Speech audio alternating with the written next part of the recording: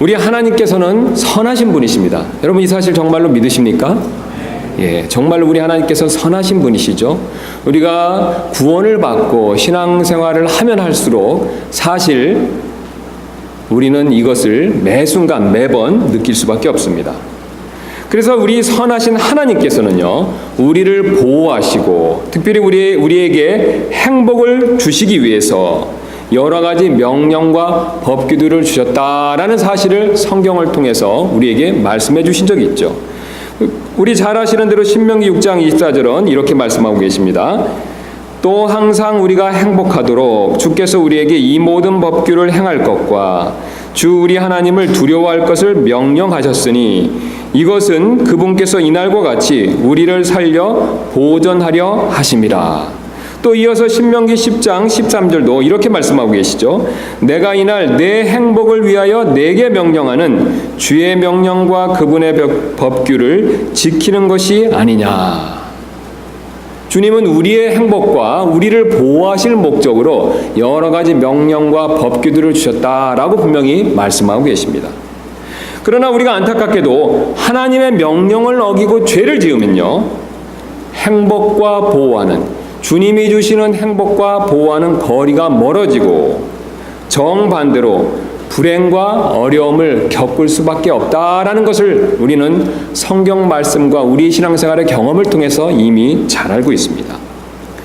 그리고 우리가 겪게 되는 여러 가지 불행과 어려움 중에 하나가 있는데요, 그것이 바로 슬픔이 됩니다. 즉 죄를 지으면 죄는 우리에게 슬픔이라는 불행을 가져다 준다라는 뜻이 되겠습니다. 사실 죄에는 낙이 있습니다. 그래서 우리가 구원받았지만 죄를 쉽게 짓는 이유 중에 하나는 바로 죄의 낙을 즐기기 때문에 우리도 모르게 사실 죄를 지을 때가 많이 있는 것을 우리는 이미 잘 알고 있습니다. 그러나 죄의 낙을 따라서 우리가 죄를 짓지만 결국은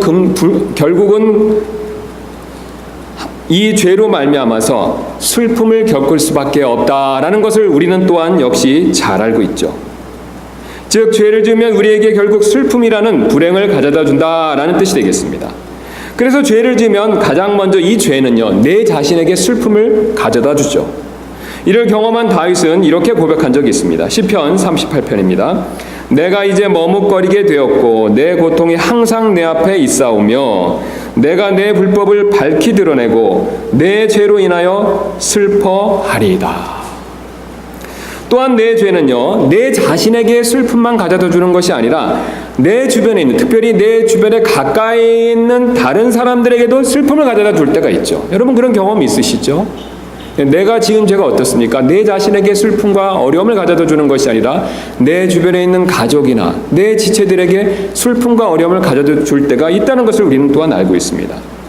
뿐만 아니라 그 누구보다도 우리에게 또한 가장 중요한 분에게 우리가 죄를 졌었을 때 슬픔을 가져다 줄 수가 있습니다.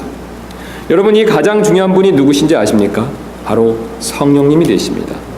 성령님은 우리를 거듭나게 하시는 분이십니다. 여러분 정말 이 사실 믿으십니까? 우리가 우리 스스로 거듭난 것이 아니죠. 누가 우리를 거듭나게 하셨습니까? 성령님께서 우리를 거듭나게 하셨죠. 또한 성령님은 우리 마음에 계시면서 우리가 이 세상의 힘들고 어려운 상황 가운데서 우리를 돕고 위로하시는 분이 되시죠. 또한 성령님은 장차 우리가 지난 시간에 살펴본 것처럼 우리를 부활시켜 주실 하나님의 권능이 되십니다. 그런데 우리가 죄를 지으면요, 바로 이 성령님을 슬프게 만들 수 있다라는 사실을 오늘 본문이 우리에게 그것을 알려주고 계십니다. 30절 말씀 다시 한번 보시면 이렇게 말씀하고 계시지 않습니까? 하나님의 거룩한 영을 슬프게 하지 말라. 앞에 29절까지 내용이 어떤 것이냐면 우리가 범죄하는 내용이 됩니다. 그러면서 사도 바울은 30절에 이렇게 말씀하고 계시죠. 하나님의 거룩한 영을 슬프게 하지 말라. 이처럼 우리가 죄를 지으면요, 죄를 지었었을 때 하나님의 영이신 성령님은 슬퍼하십니다. 왜냐하면 성령님은 비인격적인 어떤 힘이나 영향력이 아니라 바로 우리처럼 인격적이신 하나님이시기 때문에 그렇습니다. 사실 이 성령님에 대한 많은 오해들이 있는데요, 성령님을 어떤 비인격적인 영향력이나 힘으로 생각하는 분들이 많이 계십니다. 그러나 그렇지 않습니다. 우리 성령님은 삼위 하나님 가운데 한 분이시죠. 그래서 아버지 하나님이 인격적이시고요. 아들 하나님 역시 어떻습니까? 인격적이시지 않습니까? 마찬가지로 삼위 하나님 가운데 한 분이신 우리 성령님 역시 인격적인 분이십니다. 그래서 성령님은 하나님과 예수님께서 우리가 죄를 짓는 것을 보셨을 때 슬퍼하셨던 것처럼 우리 마음 안에 계시면서 우리가 죄를 지을 때 역시 슬퍼하신다라는 사실을 우리에게 말씀해 주고 계십니다. 그러나 여러분 가운데 어떤 분들은 이 사실이 잘 와닿지 않으실 수도 있습니다. 그래서 오늘 성경은 우리가 죄를 지을 때 성령님께서 왜 슬퍼하시는지 그 구체적인 이유를 우리에게 말씀해 주고 계십니다. 그래서 오늘 이 시간에는요, 우리가 죄를 지으면 성령님께서 왜 슬퍼하시는지 보다 구체적인 그 이유들을 한번 살펴보는 시간을 갖도록 하겠습니다. 그렇다면 그 구체적인 이유에는 어떤 것들이 있을까요? 오늘 주님께서는 크게 세 가지 이유를 말씀해 주시는데 이 세 가지를 한번 순서대로 살펴보도록 하겠습니다. 가장 먼저 성령님께서는요, 우리가 죄를 지을 때 슬퍼하시는데요. 왜냐하면 우리에 대한 사랑 때문에 그랬습니다. 제가 미국의 신학교에서 공부할 때 한국에서 어떤 한 분이 공부하러 오신 적이 있었습니다. 그래서 제가 먼저 앞에 이 학교에 와서 정착하고 먼저 공부를 한 사람이었기 때문에 공부하는 것이 쉽지 않고 힘들고 시간도 많이 들기 때문에 공부하기 편하시라고 제가 잘 정착할 수 있도록 최선을 다해서 열심히 공부하시라고 최선을 다해서 도와드린 적이 있었습니다. 그랬더니 그분이요, 미국 생활이 처음이시라고 오시자마자 여기저기 놀러만 다니시는 것이었습니다. 저는 그분을 생각해서 제 시간과 비용을 들여서 도와드렸는데 그분은 그것도 모르고 놀러만 다니시는 모습을 보았었을 때 마음이 참 아팠습니다. 물론 나중에는 열심히 공부하셨지만 처음에 그런 모습을 보았었을 때 마음이 참 안 좋았다라는 뜻이 됩니다. 여러분들도 이와 비슷한 경험이 있으셨을 것입니다. 부모가 자식을 생각해서 어떻습니까? 힘들게 번 돈으로 학비를 대주었더니 자식은 그것도 모르고 공부는 뒷전을 하고 놀러 다니는 모습을 본다면 이 부모 마음이 참 안 좋을 수밖에 없을 것입니다. 불쌍한 마음에 노숙자를 도와줬더니 그 돈으로 술 사러 가는 모습을 본다면 여러분 사실 마음이 어떻겠습니까? 참 마음이 안 좋을 수밖에 없지 않겠습니까? 이처럼 어려운 사람을 생각해서 도와주었는데도요, 그 사람이 그것도 모르고 오히려 그 도움을 받고 정반대 행동을 했다면, 그런 행동을 하는 모습을 보았다면 사실 우리는 슬픔과 안타까움을 금할 수 없습니다. 하나님도 마찬가지가 되십니다. 하나님께서는 우리를 불쌍히 여기셔서 자신의 아들을 십자가에서 희생시키시면서까지 우리를 구원해 주셨습니다. 여러분 정말 이 사실을 확신하고 계십니까? 정말 이 사실을 믿고 계십니까? 예, 우리에 대한 사랑 때문에 자신이 가장 소중히 여기시는 아들을 희생시켜 주셨죠. 그런데 우리가 이 사실을 잠시 잊고 다시 죄를 짓는다면 하나님께서는 그 일로 인해 안타깝게 여기실 수밖에 없습니다. 그리고 우리 안에 계신 하나님의 영이신 성령님께서도 슬퍼하실 수밖에 없다라고 그 사실을 우리에게 말씀해 주고 계시죠. 왜냐하면 성령님께서는 누구보다도 하나님의 마음과 생각을 가장 정확히 잘 아시는 분이 되시기 때문에 그렇습니다. 우리 고린도전서 2장 10절부터 11절 말씀 잠깐 가서 확인해 보도록 하겠습니다. 이 성령님이야말로 하나님의 뜻과 마음과 생각을 가장 잘 아시는 분이시다라는 사실을 사도 바울께서 우리에게 말씀해 주셨는데요. 잠시 가서 확인해 보도록 하겠습니다. 고린도전서 2장 10절부터 11절 되겠습니다. 제가 읽도록 하겠습니다. 2장 10절입니다. 그러나 하나님께서 자신의 영으로 우리에게 그것들을 계시하셨으니 그 다음 구절을 유심히 보실 필요가 있습니다. 성령께서는 참으로 모든 것, 즉 뭐라고 말씀하고 계십니까? 하나님의 깊은 것들을 살피시느니라.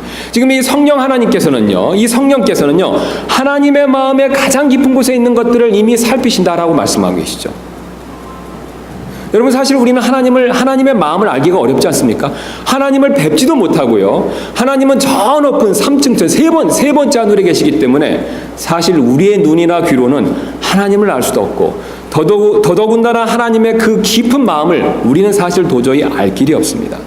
그러나 놀랍게도 성령님께서는 하나님의 영으로서 하나님의 깊은 것들을 이미 살피신다라고 그렇게 말씀하고 계시죠. 11절은 이어서 이렇게 말씀하고 계십니다. 사람의 것들을 사람의 속에 있는 사람의 영 외에 어느 누가 알리요? 이와 같이 하나님의 것들도 하나님의 영 외에는 아무도 알지 못하느니라. 여러분, 바로 이 성령님께서 하나님의 마음에 어떤 생각, 어떤 마음이 있으신지를 우리에게 말씀해 주고 계십니다. 우리가 구원받고 때때로 우리가 잠시 하나님의 은혜와 사랑을 잊고 죄를 지었었을 때 하나님께서는 그것을 안타깝게 여기신다라고 말씀하고 계시죠. 하나님께서 그것을 슬퍼하신다라고 말씀하고 계시죠. 그 안타까운 하나님의 마음, 그 슬퍼하시는 하나님의 마음을 성령님께서도 아시고 성령님 역시 슬퍼하시면서 그 사실을 우리에게 가르쳐 주신다라고 그렇게 그것을 말씀해 주고 계십니다. 그래서 오늘 본문은 성령님을 그냥 성령이다라고 부르지 않고 있습니다. 하나님의 거룩한 영, 즉 하나님의 영이다라고 그렇게 부르고 있죠. 성령이라고 쓸 수도 있지만 사도 바울께서 지금 성령의 감동을 받고 성령이라고 쓰지 않고 하나님의 영이다라고 그렇게 지금 쓰고 있습니다. 사실 우리가 죄를 지을 때 하나님과 성령께서 느끼시는 슬픔은 우리가 생각하는 것 이상이 됩니다. 왜냐하면 하나님의 우리에 대한 사랑이 어떻습니까? 한이 없지 않습니까? 하나님은 사실 우리에 대한 한없는 사랑을 품고 계시죠. 한없는 사랑을 가지고 계십니다. 그런데 우리가 죄를 짓는다면요, 하나님의 이 크신 사랑은 사실 하나님의 크신 슬픔으로 변할 수밖에 없다는 것이죠. 하나님의 사랑이 크기 때문에 우리가 죄를 지었었을 때 우리에 대한 슬픔도 크다라는 뜻으로 지금 제가 그것을 말씀드리고 있습니다. 쉬운 예로 우리가 돈이 넘쳐나서 자식의 학비를 대주었다면 그 자식이 공부하지 않고 놀아도 사실은 그 안타까움이 별로 크지 않을 수가 있죠. 예, 제가 재정적으로 너무 많이 여유가 있어서 빌 게이츠 같이 백만장자이기 때문에 재정적으로 여유가 있어서 제 자식에게 넉넉하게 대줄 수 있다면 제 자식이 공부를 안 한다 하더라도 크게 별로 안타까워하지 않을 수 있을 것입니다. 그러나 제가 반대로 우리가 정말로 힘들게 번 돈으로 학비를 내주었는데도 공부하지 않고 노는 모습을 본다면 그 안타까움은 어떻습니까? 정말로 클 수밖에 없지 않겠습니까? 하나님도 역시 마찬가지가 되십니다. 자신의 천사를 희생시키셔서 우리를 구원해 주셨다면요, 구원받은 우리가 다시 죄를 짓는 모습을 보셨을 때 안타깝게는 여기시겠지만 슬퍼할 정도는 아니셨을 수도 있습니다. 그렇게 생각지 아니하셨을 수도 있다는 것이죠. 그러나 하나님께서는 자신이 너무나도 사랑하는 유일한 아들을 주시면서까지 우리를 죄에서 구원해 주셨는데도 우리가 다시 죄를 짓는 모습을 보여드린다면 주님은 정말로, 하나님은 정말로 슬퍼하실 수밖에 없다는 것이죠. 왜냐하면 가장 소중한 아들을 주셨는데도 우리가 다시 죄를 짓기 때문에 그렇습니다. 여러분 한번 이렇게 생각해 보시기 바랍니다. 아들이 알코올 중독으로 간이 손상되어서 아들을 살리기 위해서 나이 드신 부모가 간을 이식해 주어서 아들을 살렸더니 그 아들이 또다시 술독에 빠져 산다면 그 부모의 마음이 어떻겠습니까? 또한 아들이 도박에 빠져서 신용불량자가 되어서 부모가 연금을 아껴서 생활비를 대주었더니 그 돈으로 또다시 도박을 한다면 그 부모의 마음이 사실 얼마나 아프겠습니까? 우리 하나님의 마음도 이러하십니다. 자신의 가장 소중한 아들을 주셔서 우리를 구원해 주셨는데도 우리가 또다시 죄를 짓는다면 마음이 슬프실 수밖에 없다는 뜻이 됩니다. 여러분, 그래서 우리는 죄를 짓지 말아야 합니다. 우리를 사랑하시는 하나님의 마음과 죄를 슬퍼하시는 우리 안에 계신 성령님을 생각한다면 우리는 죄를 절대로 짓지 말아야 합니다. 사실 그 어떤 종교도 죄를 짓지 말아야 할 이유를 이렇게 가르치고 있지 않습니다. 여러분, 석가가 슬퍼하기 때문에 우리가 죄를 짓지 말아야 한다라는 말을 들어보신 적 있습니까? 옛날에 혹시 불교의 가르침에 한번 그것을 배워보신 적이 있으시다면 석가모니가 그렇게 가르치는 것을 들어보신 적이 있으십니까? 그런 가르침은 없지요. 또 알라가 안타깝게 여기기 때문에 습관적인 죄를 짓지 말아야 한다라는 말을 들어보신 적이 있습니까? 그런 가르침이 없습니다. 오직 우리를 사랑하시는 하나님께서만 자신이 슬퍼하시기 때문에 우리에게 죄를 짓지 말아야 한다라고 말씀하고 계십니다. 사랑의 근거에서 우리에게 죄를 짓지 말 것을 호소하고 계신다는 것이죠. 지금 주님은 단순히 죄를 짓지 않는 것이 도덕적인 의무이기 때문에 죄를 지어서는 안 된다라고 말씀하시는 것이 아닙니다. 또한 죄를 짓지 않게 되면 어떤 유익이 생길 수 있기 때문에 그래서 죄를 지어서는 안 된다라고 말씀하시는 것도 아니라는 것이죠. 물론 그 이유들이 맞습니다만 오늘 주님께서는 다른 이유를 가지고 우리에게 말씀해 주고 계시죠. 바로 우리에 대한 주님의 사랑을 생각해 본다면 우리가 결코 죄를 지을 수 없다는 그런 뜻으로 우리에게 말씀해 주고 계십니다. 우리에 대한 사랑에서 나오는 주님의 슬픔, 우리가 이것을 생각해 본다면요, 우리는 사실 도저히 죄를 지을 수 없다는 것입니다.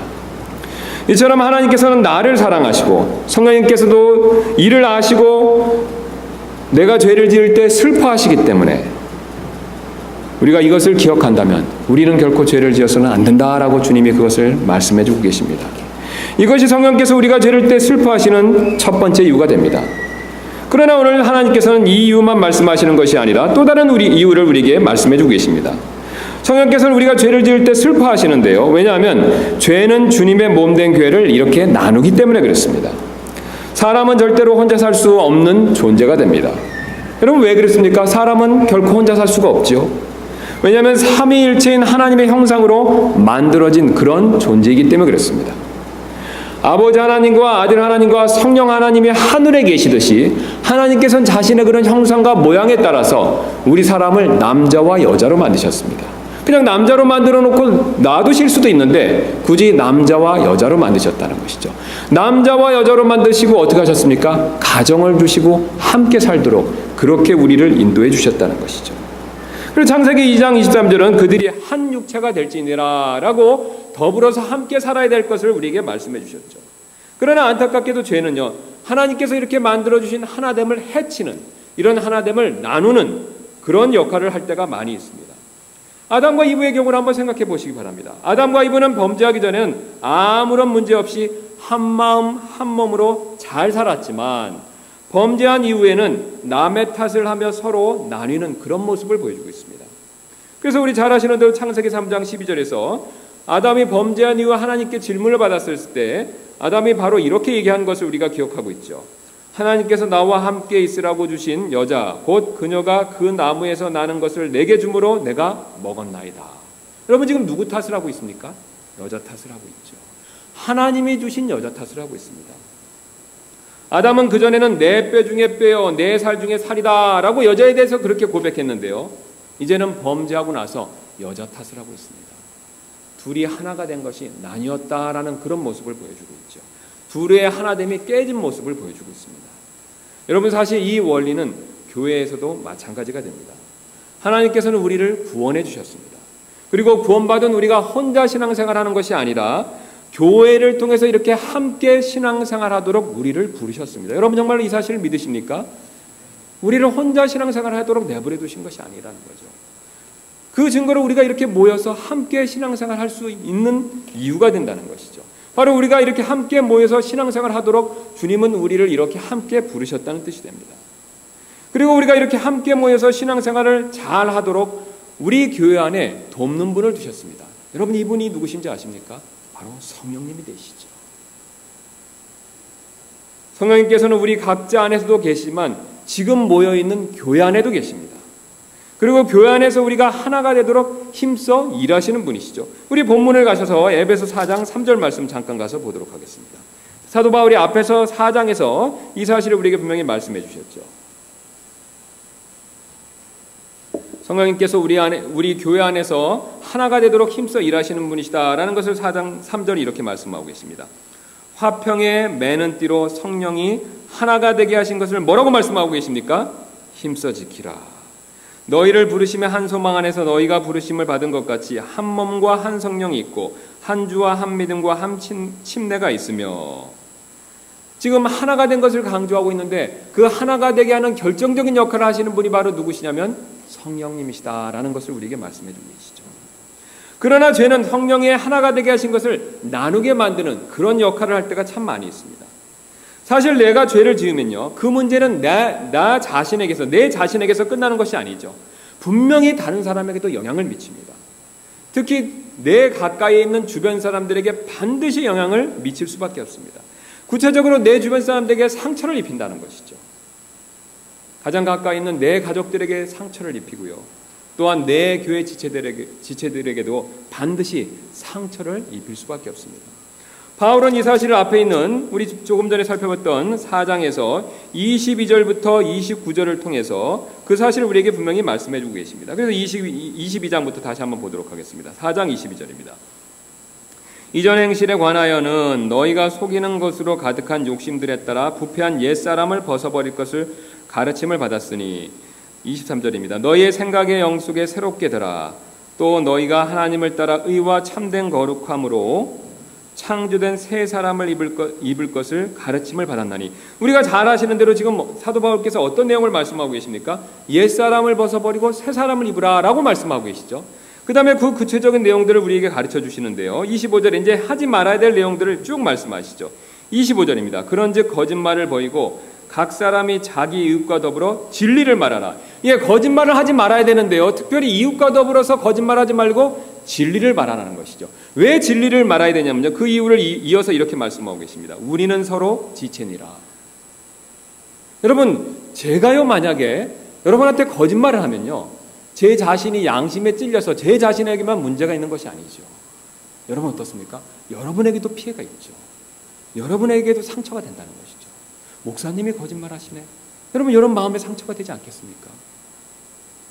그리고 그 상처는 거기서 멈추는 것이 아니라 서로와 서로의 관계를 멀어지게 만든다는 것이죠.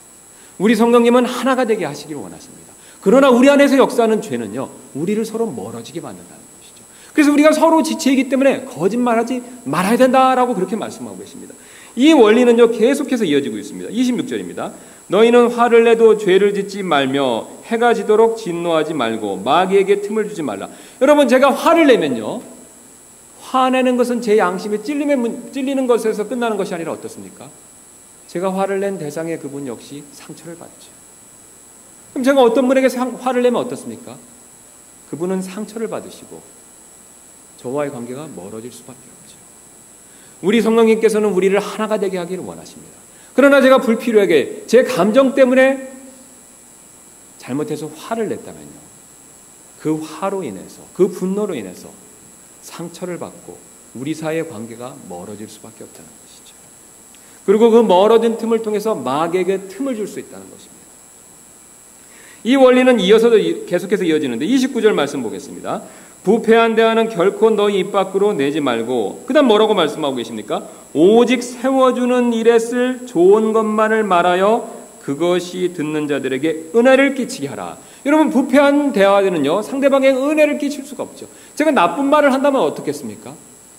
그리스도인으로서 하지 말아야 될 부패한 말을 한다면 어떻겠습니까? 은혜가 되지 않죠. 은혜가 되지 않는다면요, 서로 세워줄 수가 없습니다. 은혜가 되는 말만 서로 세워줄 수 있다는 것이죠. 우리 안에 계신 성령님께서는 우리를 하나가 되게 하기를 원하시고 우리를 세우기를 원하고 계십니다. 그러나 부패한 대화는 우리에게 서로 상처를 주고 우리를 세워주는 것이 아니라 우리를 허물 수밖에 없다라는 사실을 우리에게 가르쳐주고 계십니다. 특별히 부패한다는 다른 사람을 직접적으로 공격할 때가 참 많이 있지 않습니까? 그래서 잠언은 이렇게 경고하고 계십니다. 잠언 18장 21절입니다. 사망과 생명이 혀의 권능 안에 있나니 혀를 사랑하는 자들은 그것의 열매를 먹으리라. 잠언 12장 18절은 또한 이렇게 말씀하고 계시는데요. 칼로 찌르듯이 말하는 자가 있거니와 지혜로운 자의 혀는 건강하게 하느니라. 여러분, 참 흥미롭지 않습니까? 이 성경은요, 하나님의 말씀도 검이다, 칼이다 라고 부르고요, 지금 읽었던 잠언 말씀을 보시면 사람의 말도 찌르는 칼이다 라고 그렇게 말씀하고 있죠. 그런데 이 하나님의 말씀의 검은요, 우리를 살리는 데 쓰는 수술칼과 같은 역할을 한다는 것이죠. 우리의 죄를 찔러주고 어떻습니까? 그것을 살려주는 그런 수술칼과 같은 역할을 한다는 것이죠. 그러나 우리의 죄된 부패한 말들은요, 다른 사람을 죽이는 그런 흉기와 같은 역할을 할 수 있다라고 경고하고 계십니다. 여러분, 동산에서 사탄이 했던 일을 한번 생각해 보시기 바랍니다. 사탄은 어떤 구체적인 행동을 해서 아담과 이브를 범죄하게 한 것이 아니죠. 그는 말을 사용했습니다. 그는 부패한 거짓말을 사용해서 아담과 이브가 범죄하고 영원히 죽게 그렇게 만들어버렸다는 것이죠. 이처럼 다른 사람에게 상처를 주는 말과 행동으로 인해 지체간의 하나됨을 허물 때 우리 안에서 하나됨을 힘쓰게 지키기를 원하시는 성령님께서는 슬퍼하실 수밖에 없습니다. 왜냐하면 성령님께서는 교회 안에서 우리가 하나가 되도록 애쓰시는 바로 그분이 되시기 때문에 그렇습니다. 자식들이 화목하게 하나가 되지 못하고 서로 싸우는 모습을 볼 때 슬프지 않는 부모가 어디 있겠습니까? 또 결혼한 자녀가 부부간에 이렇게 하나가 되지 못하고 서로 늘 싸우는 모습을 볼 때 안타깝게 여기지 않는 부모가 어디 있겠습니까? 또 집에 찾아온 손자들이 장난감 때문에 서로 다투는 모습을 볼 때 안타깝게 여기지 않는 할머니, 할아버지가 어디 있으시겠습니까? 마찬가지로 하나님의 자녀인 우리가 거짓말과 분노와 이 부패한 대화로 그것으로 인해서 서로 상처를 주고받아 하나가 되지 못할 때 성령님께서는 슬퍼하신다라고 그것을 우리에게 말씀해 주고 계십니다. 그래서 오늘 본문 말씀을 보시면 그런 부패한 대화들에 대해서 쭉 말씀하시고 30절에 이어서 이렇게 말씀하고 계시죠. 하나님의 거룩한 영을 슬프게 하지 말라. 이런 앞에 있는 행동들과 말 때문에 하나님의 거룩한 영을 슬프게 하지 말라라고 말씀하고 계십니다. 영어 킹제임스를 보면 더 구체적으로 나와 있습니다. 30절에 서두에 and로 이렇게 연결되어 있죠. 무디 목사님은 이와 관련해서 다음과 같은 말씀을 하신 적이 있었습니다. 제가 집회를 위해 셀 수 없이 많은 교회를 방문해 보았는데요. 성령님을 슬프시게 만든 교회치고 하나님께 복받는 교회를 결코 본 적이 없었습니다. 여러분, 무디 목사님의 말이 일리가 있지 않습니까? 이 무디 목사님이 얼마나 유명한 목사님입니까? 그래서 얼마나 많은 교회에 초청받아서 그 교회들에 방문하셔서 하나님 말씀을 전했겠습니까? 그런데 본인이 그렇게 많은 교회를 방문해 봤는데요. 교회 성도들의 죄로 인해서 성령님을 근심하고 슬프게 만들 때 하나님께서 그런 교회에게 복을 주시지 않는다라는 사실을 우리에게 분명히 말씀해 주고 있습니다. 성령님을 슬프시게 만든다면 그 교회는 분명히 영적인 복을 받기 어렵다라는 뜻으로 말하고 있다는 것이죠.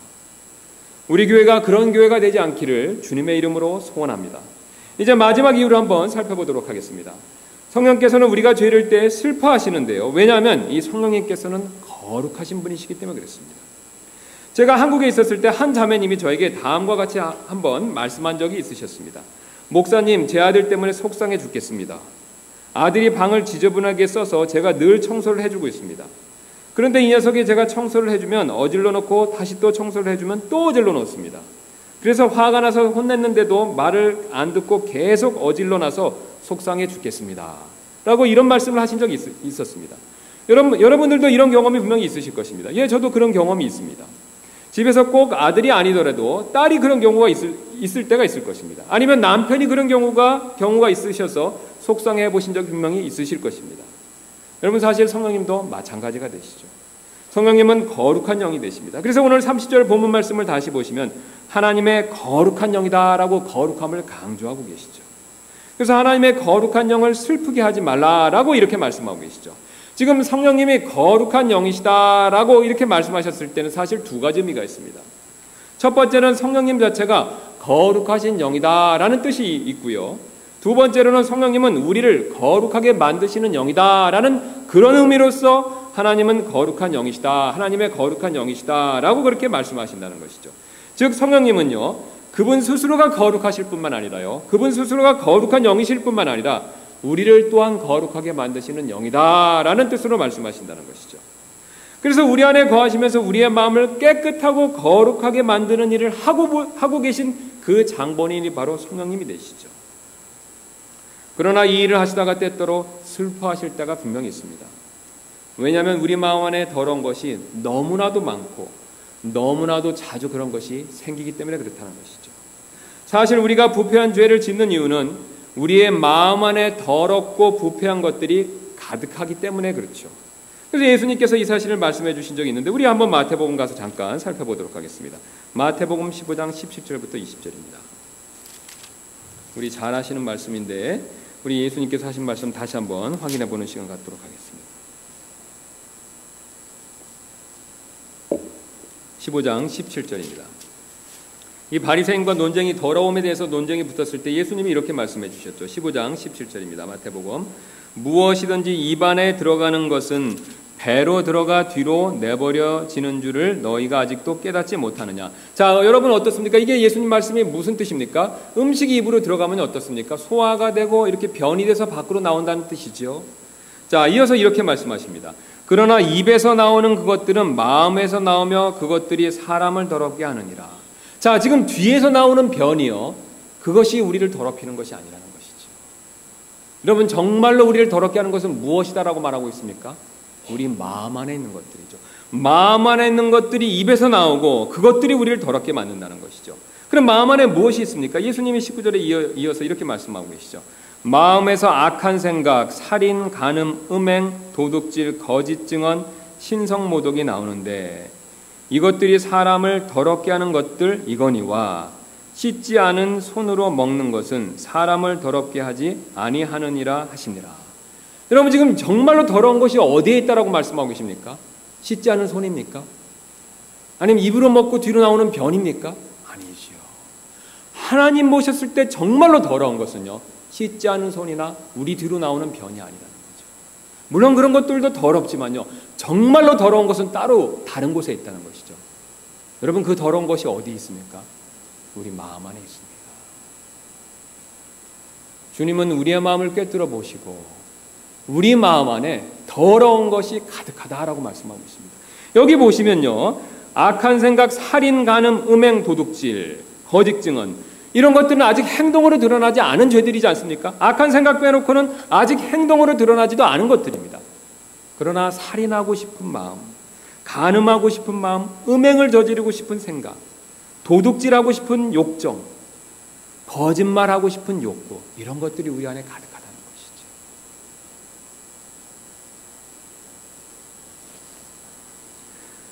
이처럼 구원받기 전에 우리의 마음에는 선한 것이 아니라 이런 더러운 것들로만 가득 차다라고 그 사실을 주님이 우리에게 그것을 말씀해 주고 계십니다. 그래서 에레미야 17장 9절은 주님께서 우리의 마음에서 다음과 같이 이런 평가를 내리셨죠. 마음은 모든 것보다 거짓되고 극도로 사악하니 누가 그것을 알 수 있으리요. 여러분, 극도로 가장 사악한 것이 바로 우리의 마음이다라고 그렇게 말씀하고 계십니다. 예수님께서도 이런 우리의 더러운 마음을 죽은 사람의 뼈와 모든 부정한 것으로 가득 찬 돌무덤에 비유해서 말씀하신 적이 있습니다. 유대인들은 이것이 얼마나 더러운 것인지 쉽게 금방 알아차렸습니다. 왜냐하면 율법에 의하면 사람들의 시체와 사람들의 뼈와 사람들의 시체가 있는 무덤은요, 가장 더럽고 부정한 것이 되기 때문에 그렇다는 것이죠. 우리는 그것이 와닿지 않습니다. 그러나 유대인들 문화에서는 그것이 금방 와닿는다는 것이죠. 그래서 우리식으로 지금 말씀드린다면요, 예수님이 지금 우리의 마음이, 우리의 더러운 마음을 죽은 사람의 뼈와 모든 부정한 것으로 가득한 돌무덤에 비유하신 것을 우리식으로 해석한다면요, 음식물 쓰레기통이나 정화조와 같다는 것이죠. 여러분, 음식물 쓰레기통이 얼마나 지저분합니까? 여러분, 정화조가 얼마나 지저분합니까? 우리의 마음이 그렇다는 것입니다. 그러나 우리가 예수님을 믿을 때 성령께서 음식물 쓰레기통이나 정화조만큼 더러운 우리의 마음에 찾아와 함께 해주십니다. 여러분, 얼마나 이게 감사한 일입니까? 그리고 마음 안에 가득한 악한 생각, 간음, 음행, 거짓말 같은 이런 더러운 죄악들을 치우시고 날마다 우리의 마음을 깨끗게 해주시는 분이시죠. 여러분, 우리 스스로의 노력으로 우리가 우리의 마음을 깨끗하게 할 수 있습니까? 그건 종교죠. 우리가 우리의 마음이 어디 있는지도 모르고 우리의 마음 안에 얼마나 더러운 것이 가득 차 있는지도 모르는 상황에서 우리가 어떻게 우리 스스로 우리 마음 안에 있는 이런 더러운 것들을 제거할 수 있겠습니까? 절대로 불가능하지 않겠습니까? 그러나 주님은 이 문제를 해결해 주시기 위해서 성령님을 보내주셨습니다.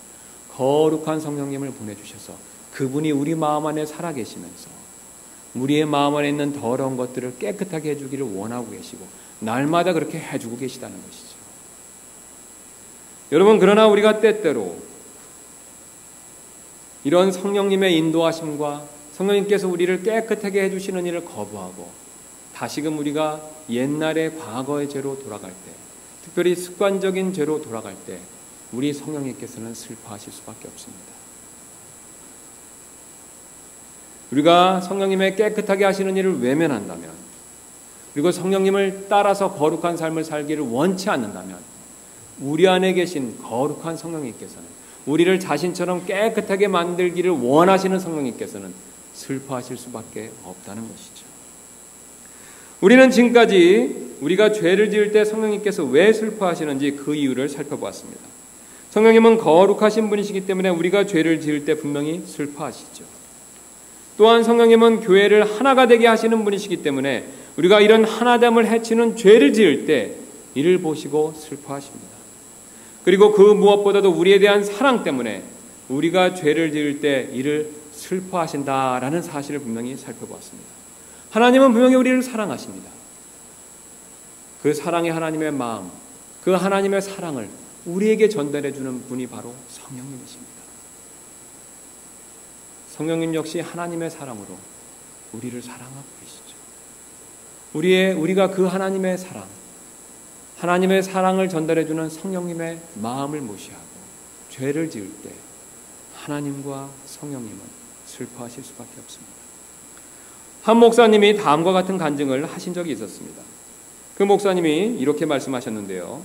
저는 12살에 구원받고 어렸을 적부터 부모님이 신앙이 좋은 가정에서 자랐습니다. 그런데 청소년 시절에 크게 방황한 적이 있었습니다. 신앙의 회의가 들고 교회도 가기가 싫고 성경도 눈에 들어오지 않았었습니다. 그러다가 믿지 않는 친구들을 만나 나쁜 습관의 유혹까지 받게 되었었습니다. 세상 친구들은 저에게 술을 권하고 나쁜 잡지를 권했습니다. 큰 유혹이 찾아왔었습니다. 그런데 바로 그때 문득 제 마음속에 한 가지 생각이 떠올랐습니다. 바로 제가 세상 친구들을 만나러 집 밖으로 나올 때마다 말씀해 주시던 부모님의 한마디 말이었었습니다. 아들아 사랑한다. 그리고 하나님께서는 너를 더 사랑하신단다. 저희 부모님은 제가 나쁜 길에 빠지신 것을 아시면서도 크게 나무라지 않고 늘 이렇게 말씀해 주셨습니다. 오히려 저를 나무라셨다면 저는 반발심으로 인해 더 나쁜 길에 빠졌을지도 모를 일입니다. 그러나 이런 잘못을 짓는 저를 여전히 사랑하신다는 부모님의 말씀을 들을 때 저는 도저히 더 이상 세상 친구들을 따라 다닐 수가 없었습니다. 그리고 부모님보다 저를 더 사랑하시는 하나님을 생각할 때 도저히 더 이상 방황하며 죄를 지을 수가 없었습니다. 왜냐하면 부모님과 하나님의 마음을 더 이상 슬프게 만들어 드릴 자신이 없었기 때문에 그랬습니다. 여러분은 어떻습니까? 사실 우리도 마찬가지이지 않습니까? 사실 우리도 나를 사랑하시는 하나님께서 내가 죄를 지을 때마다 이를 안타깝게 여기시고 내 안에 계신 성령님께서 특별히 그것으로 인해서 슬퍼하신다는 사실을 우리가 생각해 본다면 우리도 죄를 짓기가 사실은 쉽지 않을 것입니다. 주님은 매와 벌이 무서워서 우리가 죄를 짓지 않는 것보다 그분의 사랑 때문에 우리가 죄를 짓지 않기를 원하고 계십니다.